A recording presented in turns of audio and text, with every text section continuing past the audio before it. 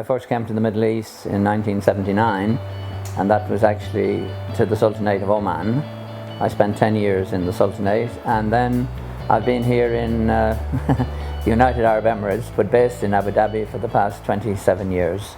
Of course, going back a bit in my earlier career in Europe, mainly in Ireland and UK, I was a steeplechase rider, rode jump riding, jump racing, and I also rode the winner of the English Grand National, which is considered the biggest steeplechase in the world. But it's so long ago now, a lot of people don't even remember it. It's actually in 1963, which is 53 years ago, which it seems a long time, but it's fresh in my memory. And it did me a fair bit of good in my career, because I was only 19 years old at that time. And it put me, I won't say on the forefront of every trainer or owner, but it certainly made them aware of who Pat Buckley was. Of course, during the latter end of my period in Oman, we started Gulf racing, which I was instrumental in being the professional, if you like. We went to Saudi, we went to Bahrain, we went to Qatar, Kuwait and Iraq. But unfortunately, there was nothing of the United Arab Emirates. There was no representation. And I got in touch with a few people here who worked for His Highness Sheikh Zayed. Colonel Tug Wilson, who was a very famous character here in the very early days. He was actually His Highness Sheikh Zayed's bodyguard when he was in the forces.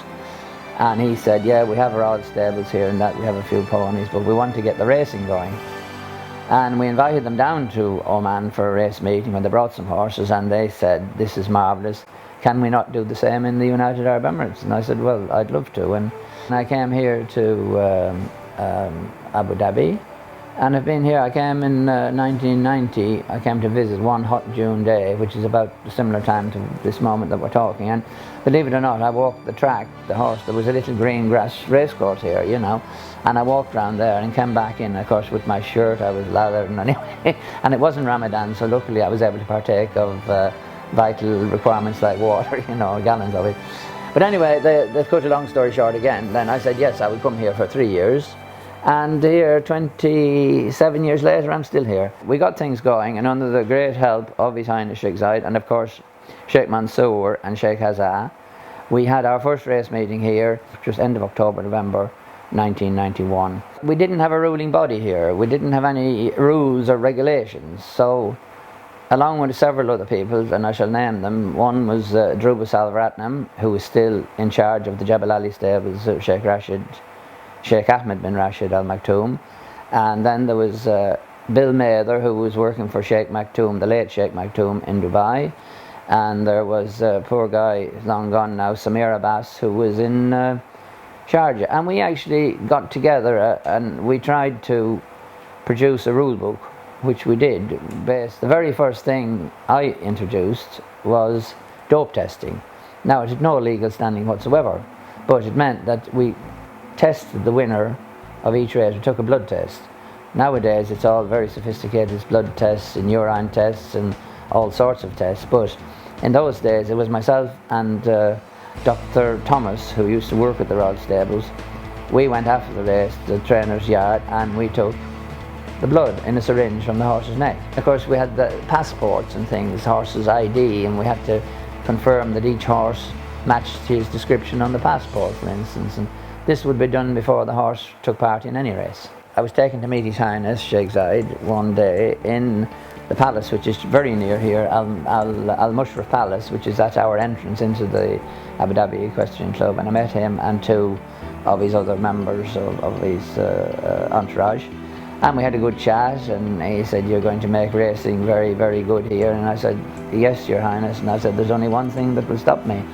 And he said, what is that? And I said, well, lack of the necessary, the money. Anyway, he conferred with his other two gentlemen, and he said, well, that will not be any problem here for you.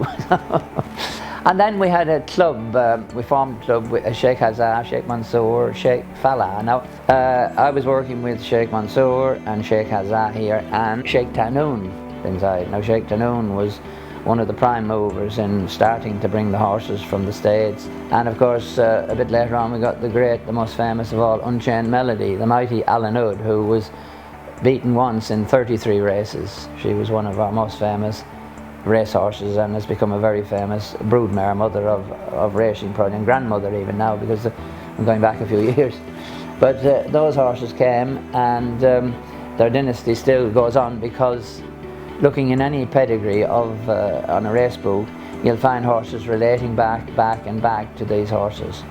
Now, establishing, once I was accepted by their highnesses, the local owners, of which there weren't that many in those days, few of the businessmen and that kind of thing, but they accepted me, thank God, and to make it successful, not to go and have something fall down halfway through. And alhamdulillah, as we say, 20 odd years later, we have established a very, very firm and well, it's internationally recognized now. It's you look at the UAE horse racing industry, we have well, we're known all over the world, thanks more recently to His Highness Sheikh Mansour bin Zayed. Now, in the first Ramadan here, I was here, it would have been in perhaps November time, but in those days we used to start racing at 9 o'clock at night. We were lucky to have the floodlights, you see, but we used to race in Dubai at 9 o'clock at night, and which wasn't great, because okay, we had a great night, but we did have to be up next morning again at 7 o'clock, you know, so we got home usually around about 1 o'clock, 2 o'clock from Dubai, you know.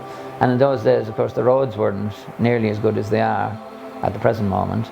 Meidan here nowadays is, well, it starts so early in the morning, and then we go through the day to the iftar. See, in Dubai, one of the religious muftis was suggesting that the guys who lived in the top of the Burj Al Arab Tower had to observe their fasting that about a few seconds longer, because they saw the sun for longer than the guys in the bottom floor.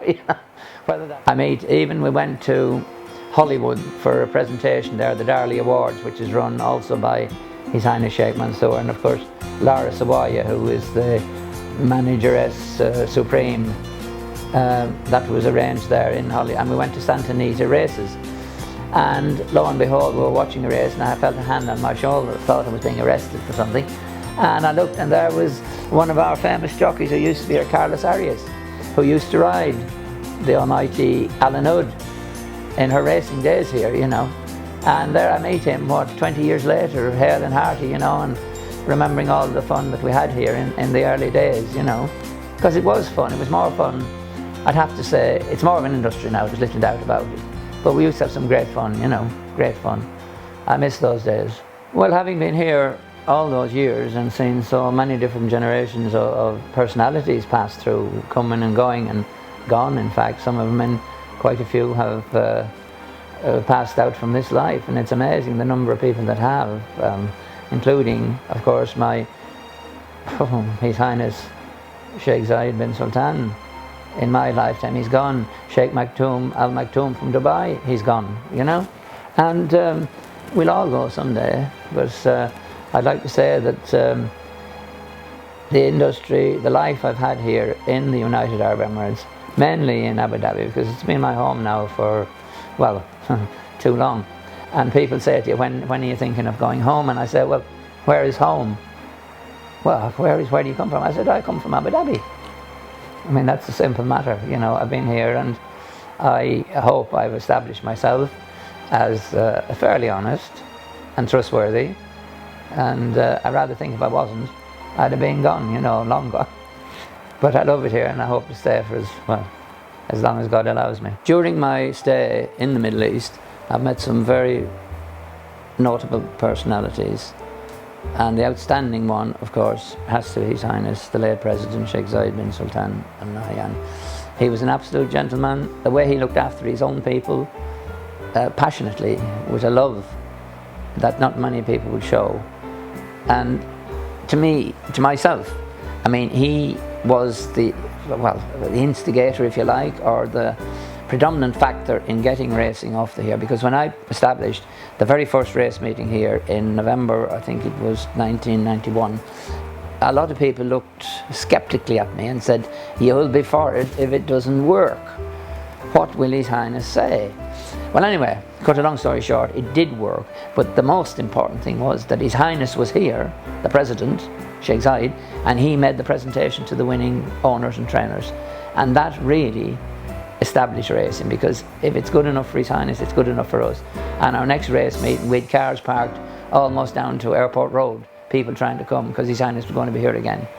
And I'd like to say thank you to the President. I never saw him in latter years, of course, but he was always there, he always supported. I used to get messages through Sheikh Hazza, Sheikh Mansour and Sheikh Tanoon, and I've got to appreciate everything that the President, late President, and his most beautiful, marvellous sons, Mansour, Hazza and Tanoon, have helped me and my family over the years.